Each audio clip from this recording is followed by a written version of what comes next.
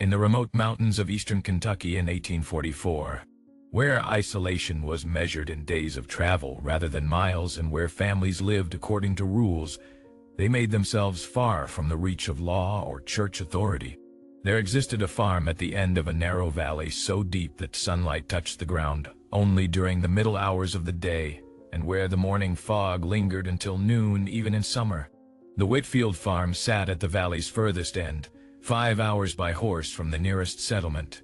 Surrounded by dense forest that seemed to press in from all sides as if trying to reclaim the small clearing where the cabin stood. It was a place where secrets could be kept absolutely, where what happened behind closed doors remained hidden from the world, where 3 people lived a life that would shatter every social convention if anyone discovered the truth. This is the story of Margaret and Catherine Whitfield, twin sisters who shared everything in their lives, including, for 12 years, the same husband, and the terrible price that was eventually paid for a transgression so absolute that even in that lawless wilderness, it could not be allowed to continue. Before we continue, tell us where you're watching from, and if this is your first time on our channel. And don't forget to subscribe for more stories from the hidden corners of American history where isolation and desperation created arrangements that defied every moral boundary. The Whitfield farm had been established in 1832 by Jacob Whitfield, a stern Presbyterian minister who had brought his family from Virginia, seeking land where they could live according to their own strict religious principles, without interference from more liberal church authorities. Jacob's vision was to create a community of like-minded families in these mountains, each maintaining their own farms, but gathering for worship and mutual support. He had brought with him his wife Sarah, his son Samuel, who was then 14 years old, and various tools and supplies needed to carve a homestead from wilderness. The first years were brutally hard, clearing forest, building the cabin, planting crops in rocky soil, hunting and preserving meat for winters that were long and harsh. Jacob worked his family without mercy, believing that physical labor was holy and that comfort was a temptation of the devil. By 1835, they had built a sturdy 2-room cabin, cleared 15 acres for cultivation, and established a small herd of pigs and chickens. But Jacob's dream of creating a religious community never materialized.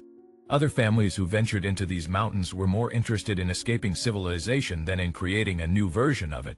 The Whitfields remained isolated, their nearest neighbors the Patterson family who lived in the next valley over, a full day's journey away. In 1838, Sarah Whitfield died of fever, leaving Jacob and Samuel alone on the farm. Jacob, devastated by his wife's death and perhaps feeling that his mission had failed, became increasingly withdrawn and erratic. He would spend hours reading scripture aloud to no one, would fast for days claiming he was awaiting divine revelation, would wake Samuel in the middle of the night to pray for forgiveness of sins that Samuel didn't understand. By 1840, Jacob's behavior had become so strange that Samuel, now 22 years old and nearly as large as his father, had essentially taken over running the farm while Jacob spent most of his time in religious meditation that bordered on madness. It was in the spring of 1842 that Samuel made the journey to the settlement of Hazard, Kentucky, some 25 miles away, to purchase supplies and perhaps to find a wife. Recognizing that he needed help on the farm and that he was reaching an age where marriage was expected, in Hazard, he met Thomas Brennan, an Irish immigrant who had arrived in Kentucky the previous year with his 2 daughters, twin girls who were then 19 years old. Thomas had been a shopkeeper in Boston but had fallen into debt and decided to start fresh in the West, bringing only his daughters since his wife had died in childbirth years earlier. He had opened a small general store in Hazard but was struggling financially, and when Samuel expressed interest in one of his daughters, Thomas saw an opportunity to reduce his burden by one person and perhaps to forge a connection with an established farmer. The twin sisters were Margaret and Catherine Brennan, identical in appearance with red hair, green eyes, and pale skin that marked them as Irish even before they spoke with their slight Boston accents. They were quiet, well-mannered girls who had been helping their father run the store, and Samuel was immediately drawn to Margaret, who seemed slightly more outgoing than her sister. He courted Margaret in the traditional manner, visiting the store several times over the following weeks, bringing small gifts, speaking with Thomas about his intentions. After 2 months, Samuel formally proposed to Margaret, and she accepted. The wedding took place in June 1842, a simple ceremony performed by the circuit preacher who passed through Hazard once a month. But there was a problem that no one outside the immediate family knew about. Margaret and Catherine were not just twins, they were inseparable in ways that went beyond normal sibling closeness. They had never spent a single night apart in their entire lives. They finished each other's sentences, seemed to know each other's thoughts without speaking, and had developed their own private language as children that they still sometimes used. The idea of Margaret leaving to live on a remote mountain farm while Catherine remained in Hazard caused both sisters such extreme distress that Thomas Brennan, who loved his daughters despite his financial problems, made an unusual proposal to Samuel. What if both daughters came to live on the farm? Catherine could help with household duties, and having 2 women would make the work easier for everyone. Samuel, who was practical above all else and could indeed use extra help on the farm, agreed to this arrangement.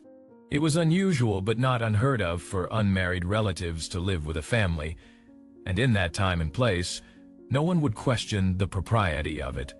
So in June 1842, Samuel returned to his farm with 2 identical red-haired women, one his wife and one his sister-in-law, and his father Jacob, lost in his religious obsessions, barely noticed the addition to the household.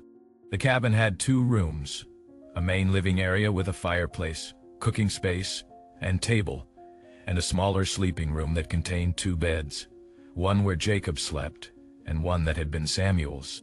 Samuel and Margaret took Samuel's bed, while Catherine was given a pallet in the corner of the main room, a temporary arrangement until a proper bedroom could be built for her. But that bedroom was never built. During the first weeks after the wedding, Catherine tried to maintain proper distance from her sister's marriage, sleeping in the main room and spending her days working on chores that kept her away from Samuel and Margaret. But both sisters were miserable. Margaret would wake in the night reaching for Catherine, confused and distressed to find her not there. Catherine would lie awake on her pallet, feeling incomplete, as if a part of her own body had been removed. The twins had never learned to be separate people, and the marriage had created an artificial division between them that neither could tolerate. Samuel noticed the problem but didn't understand its depth. He assumed the twins simply missed each other's company and suggested that perhaps Catherine could sleep in the bedroom with them, that the bed was large enough for 3 if they didn't mind being close. It was meant as a practical solution to the sleeping arrangements, and at first, that's all it was. For 2 weeks, Samuel slept in the middle of the bed with Margaret on one side and Catherine on the other, all fully clothed, maintaining proper boundaries. But the mountains were isolated, rules were flexible, and human nature in confined spaces follows its own logic. Samuel was 24 years old, healthy and strong, married to a beautiful woman who had an identical twin sister living in constant close proximity. The twins were 19, naive about many aspects of marriage, but deeply bonded to each other in ways that overrode normal boundaries. And crucially, Jacob was increasingly lost in religious madness, spending entire days reading scripture in the corner, paying no attention to the others in the cabin. What happened next happened gradually over weeks and months, small transgressions leading to larger ones, boundaries eroding until they had disappeared entirely. Samuel would wake to find that Margaret and Catherine had switched sides during the night, and he couldn't immediately tell which twin was which.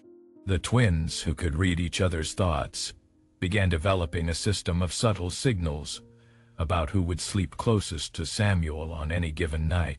Within 3 months of Catherine moving into the bedroom, the arrangement had evolved into something that would have been unthinkable in civilized society. Samuel was effectively married to both sisters, and the sisters had decided between themselves that this arrangement was acceptable, even desirable, because it meant they didn't have to be separated. They alternated nights with Samuel, one sleeping beside him as a wife, while the other slept on the far side of the bed, and then switching the next night. During the day, They maintained a public pretense that Samuel was married only to Margaret, but in the privacy of that isolated cabin, the three of them had created a relationship structure that defied all social norms. Samuel, who had been raised by a strict religious father, initially felt tremendous guilt about this arrangement. But the guilt faded as months passed, and he convinced himself that what happened in that remote valley, where no one could see and where God seemed very far away, didn't really count as sin. The twins felt less guilt, seeing the arrangement as a practical solution that allowed them to remain together while also fulfilling their wifely duties. They reasoned that since they were identical, sharing Samuel was not really so different from one of them being with him, and their unusual closeness made the jealousy that might normally arise in such a situation simply not exist between them. By 1843, the arrangement had become routine, and all three had convinced themselves that they could maintain it indefinitely. They were careful to present a normal appearance on the rare occasions when they had contact with others. If someone visited the farm, Catherine would make herself scarce, or would play the role of unmarried sister-in-law with perfect propriety. Samuel would introduce Margaret as his wife and Catherine as his wife's sister who helped with household work. No one suspected anything unusual. The visits were rare enough that maintaining the deception was easy. Samuel would travel to Hazard twice a year to sell excess crops and purchase supplies, and he would always bring Margaret, introducing her as his wife, while Catherine remained home. To the outside world, they were simply a farming family with an extra woman to help with work. Nothing improper about that, but maintaining the secret created its own tensions and complications. Both twins became pregnant in 1843, within 2 weeks of each other, making it obvious that both were sharing Samuel's bed. They gave birth in early 1844, Margaret to a boy they named Jacob after Samuel's father, and Catherine to a girl they named Sarah. There was no question of hiding these births since they were isolated enough that no midwife needed to be present. The babies were delivered with just the three adults helping each other, and afterward they simply absorbed the children into the household. To any visitor, Jacob would appear to be Margaret and Samuel's son, while Sarah would be explained as Catherine's child from before coming to the farm, perhaps from a failed engagement. A situation that was unfortunate but not scandalous enough to generate excessive curiosity. The deception worked because visits were rare, and because mountain people minded their own business about such matters. Jacob Whitfield the elder died in late 1843, never having emerged from his religious madness long enough to notice or care about the arrangement his son had made. He was buried on the property, and Samuel held a small service, reading scripture over the grave. With Jacob gone, the household became even more isolated, and the relationship between Samuel and the twins became more open within the cabin, though they remained careful in all external interactions. By 1844, they had been living in this arrangement for nearly 2 years, and it had come to seem normal to all three of them. They had convinced themselves that what they were doing was a private matter that harmed no one, that their isolation gave them the right to live differently from others, that the usual rules didn't apply in a place so remote that those rules couldn't be enforced. But secrets have weight, and the weight of this particular secret was growing heavier. The twins began to have nightmares, dreaming that their transgression was being discovered, and that terrible punishment would follow. Samuel became increasingly paranoid about visitors, greeting anyone who approached the farm with suspicion and hostility, trying to send them away quickly before they could observe anything unusual. The children were growing, and as they grew, the question of how to explain their existence to the outside world became more pressing. And there was another complication that would eventually make the entire arrangement unsustainable. Both twins were pregnant again in 1844, and as their bodies changed, they began to struggle with the physical and emotional weight of what they were doing. Catherine, in particular, started to have periods of intense guilt, crying that what they were doing was sinful and wrong, that they would be punished by God for this transgression. Margaret would comfort her, reminding her that they had no choice, that they couldn't be separated, that this was the only way. But the doubts persisted and grew stronger. The breaking point came in August 1844, when a traveling preacher named Reverend Joshua Mitchell made his way to the remote valley, going door to door in the mountains trying to bring Christianity to isolated families. Mitchell was 35 years old, educated at a seminary in Virginia, driven by genuine faith and a sincere desire to save souls. He arrived at the Whitfield farm on a hot afternoon and was greeted by Samuel, who tried to send him away quickly. But Mitchell was persistent, asking to stay for dinner and to hold a small service, saying he had traveled far and would appreciate the hospitality. Samuel, unable to refuse without seeming suspicious, reluctantly agreed. That evening, Mitchell sat at the table with Samuel, Margaret, and Catherine, and the two children. As he prayed before the meal, he noticed several things that troubled him. The way both women interacted with the children suggested both were mothers, not one mother and one aunt. The way both women looked at Samuel suggested intimacy beyond what was appropriate between a man and his sister-in-law. The atmosphere in the cabin felt wrong in ways Mitchell couldn't quite articulate, a tension and guilt that hung in the air like smoke. After dinner, as Mitchell prepared to conduct a brief service, he began asking questions about the family. How long had they been married? Where was Catherine's husband? Why did both children call both women mother? The questions were gentle but probing, and Samuel's answers became increasingly evasive and defensive. Margaret and Catherine exchanged glances that Mitchell caught, silent communication that confirmed his growing suspicion that something deeply wrong was happening in this household. Mitchell was not a cruel man, but he was a man of absolute moral certainty, and he had been trained to identify and confront sin wherever he found it. He began his sermon that evening with verses about marriage and proper relations between men and women, watching the reaction of his small congregation. Samuel became angry, Catherine began crying, and Margaret sat frozen, knowing that their secret was about to be exposed. Finally, Mitchell asked directly, "Brother Samuel, I sense that there is sin in this house. I sense that these two women are not as they appear, that your relationship with them is not proper in the eyes of God.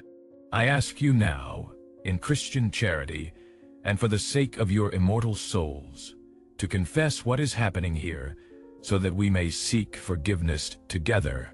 Samuel stood up, his face red with anger and shame, and ordered Mitchell to leave. But Mitchell stood his ground, saying he would not leave while souls were in peril, that he had a duty to expose sin and bring sinners to repentance. The confrontation escalated rapidly. Samuel grabbed Mitchell by the arm, trying to force him toward the door. Mitchell resisted, calling out to Margaret and Catherine to confess their sin, to free themselves from this sinful arrangement. Catherine collapsed, sobbing, crying out that she was sorry, that she knew it was wrong, that she wanted to stop but didn't know how. And with that confession, the secret that had been maintained for 12 years was broken. Mitchell left the farm that night, but he did not leave the matter alone.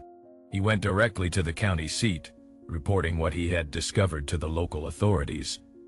In 1844 Kentucky, what the Whitfields had been doing was not just morally wrong, it was illegal. Polygamy, even informal polygamy, was a crime. Sexual relations between a man and his wife's sister was considered incest in many legal codes, and the children born from such unions were bastards with no legal standing. Within a week, Sheriff David Harrison and 2 deputies made the difficult journey to the Whitfield farm to investigate Mitchell's claims. What they found was a household in crisis. Catherine had moved out of the bedroom and was refusing to speak to Samuel or Margaret. The children were confused and frightened by the tension.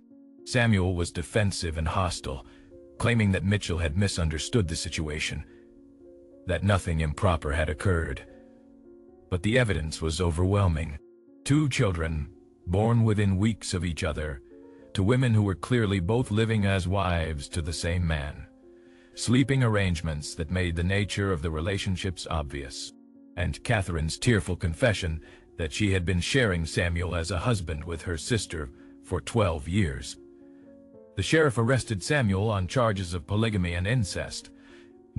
Both Margaret and Catherine were also taken into custody, though with less clear legal grounds since the laws were primarily designed to punish men in such situations. The children were removed and placed temporarily with the Patterson family in the neighboring valley. The case became a sensation in that part of Kentucky, with newspapers as far away as Louisville covering the story of the twin sisters who shared a husband in secret for over a decade. The trial took place in October 1844, with Reverend Mitchell as the primary witness for the prosecution. He described what he had observed and the confession he had heard from Catherine. Samuel's defense was weak, arguing that no crime had been committed since he was legally married only to Margaret, that Catherine had simply lived in the household as a helper, that any impropriety was unintentional.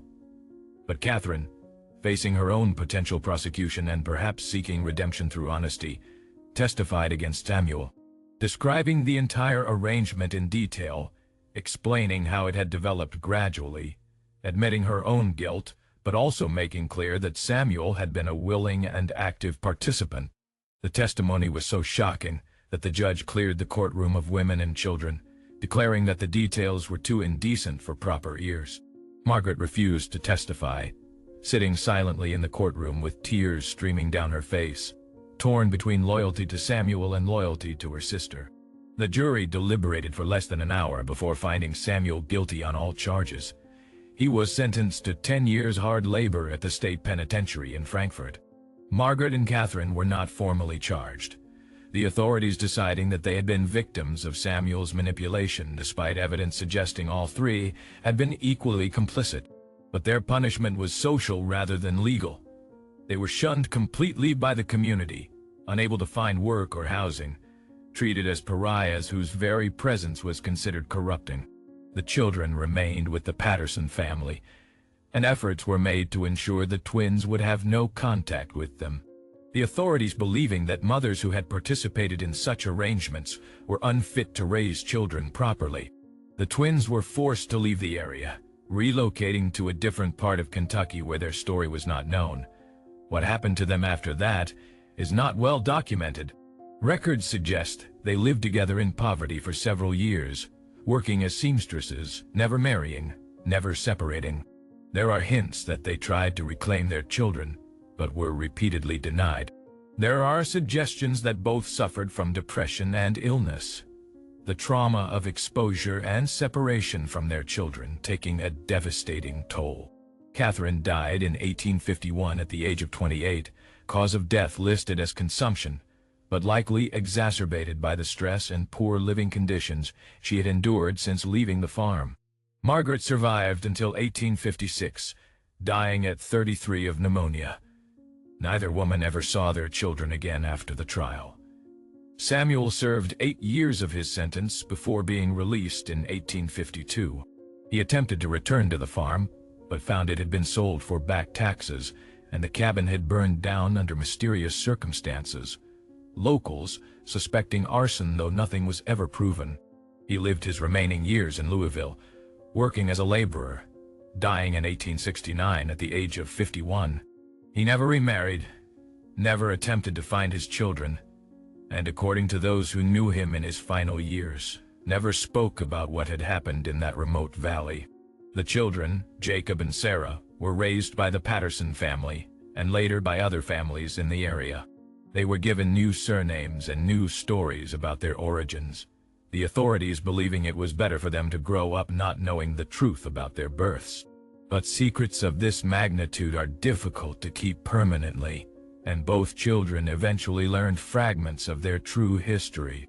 Jacob became a minister, perhaps drawn to religion as a way of atoning for sins he had not committed, but that had defined his origins. Sarah married young and moved to Indiana, apparently trying to put as much distance as possible between herself and Kentucky. Neither had children of their own, and both died relatively young, as if the shadow of their parents' transgression had shortened their lives. The farm itself, once returned to wilderness, became a place of local legend. People said it was cursed, that you could hear crying on certain nights, the sound of women weeping for children lost and lives destroyed by choices that had seemed reasonable in isolation, but that could not survive contact with the world beyond the valley. Hunters avoided the area, claiming that game would not enter that particular valley. that even animals could sense the wrongness of what had happened there. By the 1890s, the location of the original cabin was forgotten, swallowed by forest, leaving only stories passed down through generations about the twins who shared a husband and the terrible price paid when their secret was revealed. The case of the Whitfield twins was discussed by moral reformers in the latter half of the 19th century as an example of what could happen when people lived beyond the reach of civilization and its restraining influence. Preachers used it as a cautionary tale about the slippery slope of moral compromise, how small transgressions led to larger ones, how what seemed acceptable in private became unforgivable when exposed to public light. Legal scholars discussed it in relation to questions about polygamy, particularly during the period when Mormon polygamy was a major national controversy. Medical doctors interested in the study of twins referenced it as an extreme example of twin bonding, questioning whether the psychological connection between Margaret and Catherine had been so strong that it had overridden normal moral boundaries. But perhaps the most disturbing aspect of the case is not the transgression itself, but rather the fact that all three participants apparently lived with the arrangement for 12 years, without any of them having the strength or will to stop it. They knew it was wrong, they felt guilt about it, but they were unable to break free from a pattern they had established. The isolation that made the arrangement possible also made it sustainable, creating a closed system where normal rules didn't apply, and where the three people involved could convince themselves that what they were doing was acceptable because no one else knew about it. This raises uncomfortable questions about the nature of morality and whether it requires external enforcement to function. Were Margaret, Catherine, and Samuel actually hurting anyone during those 12 years? The children were cared for, the farm was productive, and all three adults were apparently content with the arrangement they had made. It was only when the secret was exposed that real harm occurred. The destruction of the family, the imprisonment of Samuel, the social death of the twins, the orphaning of the children. One could argue that the punishment was far worse than the crime, that a private arrangement that harmed no one should have been left alone. But society cannot function if people are allowed to violate fundamental taboos simply because they do it in private. The prohibition against polygamy, against a man having sexual relations with sisters, exists for reasons that go beyond individual cases. These rules maintain social structure, protect family integrity, and prevent the kinds of complicated kinship relations that make inheritance and social organization impossible. The Whitfield case was not victimless, even before exposure. The children were born into a lie, their parentage confused, their family structure based on deception. The twins were denied the opportunity to develop as separate individuals, their unhealthy psychological enmeshment enabled rather than addressed. Samuel was allowed to indulge impulses that should have been restrained, his moral development stunted by an arrangement that required no sacrifice or discipline. And all three were living under the constant stress of maintaining a secret, a stress that manifested in paranoia, guilt, and eventual breakdown.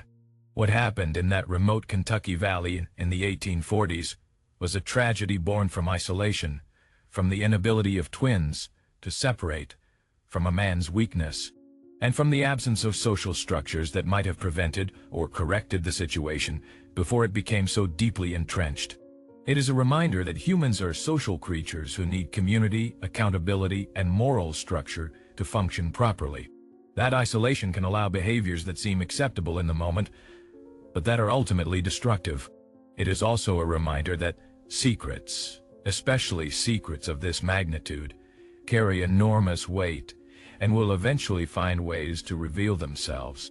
The question that haunts this story is whether exposure made things better or worse. Would it have been better to let the Whitfields continue their arrangement, strange as it was, rather than destroying 3 lives and traumatizing 2 children by enforcing conventional morality? Or was the exposure necessary despite its cost, a reassertion of social boundaries that had been violated too flagrantly to ignore? There are no easy answers to these questions. Only the historical record of what happened when 3 people chose to live outside society's rules, and when society eventually discovered what they had done.